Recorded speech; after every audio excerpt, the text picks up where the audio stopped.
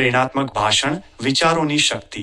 નમસ્કાર મારા સૌ પ્રિય મિત્રો, આજે હું તમારી સમક્ષ એક એવી વાત રજૂ કરવા આવ્યો છું જે આપણા બધાના જીવનનો એક અભિન્ન ભાગ છે। વિચારોની શક્તિ અસીમ છે। તે આપણા જીવનનો પાયો છે। આપણે જે પણ છીએ, જે પણ કરીએ છીએ, તે બધાની શરૂઆત એક વિચારથી જ થાય છે। આપણી આસપાસ આપણે બે પ્રકારના વિચારો જોઈએ છીએ। એક, જે ફક્ત આપણા મનમાં જ રહે છે, સપનાઓની જેમ, કલ્પનાઓની જેમ, અને બીજા જે વાસ્તવિકતા બની જાય છે, જે આપણા જીવનને અને અન્યના જીવનને પણ પ્રભાવિત કરે છે। પરંતુ શું તમે ક્યારેય વિચાર્યું છે કે એક વિચાર ખરેખર ક્યારે શક્તિશાળી બને છે? એકવાર બે વિચારો જન્મ્યા। એક ખૂબ આશાવાદી હતો અને બીજો ખૂબ મહેનત કરવાવાળો। આશાવાદી વિચાર હંમેશા સપના જોતો, ભવિષ્યની સુંદર કલ્પનાઓ કરતો, જ્યારે મહેનતુ વિચાર હંમેશા કામ કરવાની વાત કરતો, પરિશ્રમનું મહત્વ સમજાવતો। બંને પોતપોતાની રીતે શ્રેષ્ઠ હતા, પરંતુ તેઓ એકબીજા સાથે સતત દલીલો કરતા, જાણે કે કોણ વધારે મહત્વનું છે તે સાબિત કરવાની સ્પર્ધામાં હોય। પહેલા તેઓ મન પાસે ગયા।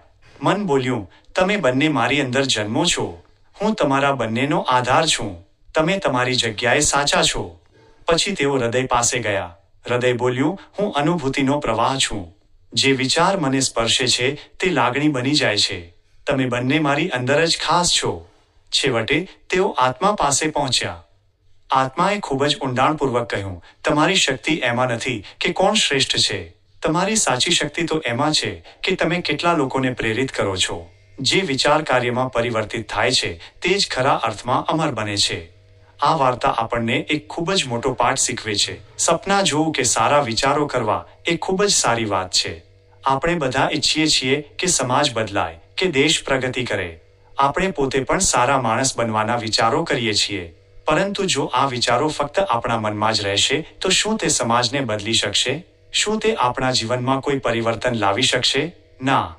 વિચાર ત્યારે જ જીવંત બને છે જ્યારે તે કાર્યમાં પરિણમે છે। જો આપણે પરિશ્રમ કરવાના વિચારો કરીએ છીએ તો ચાલો આજે જ મહેનત કરવાનું શરૂ કરીએ। જો આપણે બીજાને મદદ કરવાના વિચારો કરીએ છીએ તો ચાલો આજે જ કોઈની મુશ્કેલીમાં મદદ કરીએ। કારણ કે એક સારો વિચાર ત્યારે જ શક્તિશાળી બને છે જ્યારે તે માત્ર બોલાતો નથી પણ જીવી બતાવવામાં આવે છે। ચાલો આપણે સૌ એવા વિચારોને અપનાવીએ જે આપણા જીવનમાં અને સમાજમાં એક સકારાત્મક પરિવર્તન લાવે। યાદ રાખજો, શ્રેષ્ઠ વિચાર એ છે જે માનવતા માટે ઉપયોગી બને। આભાર।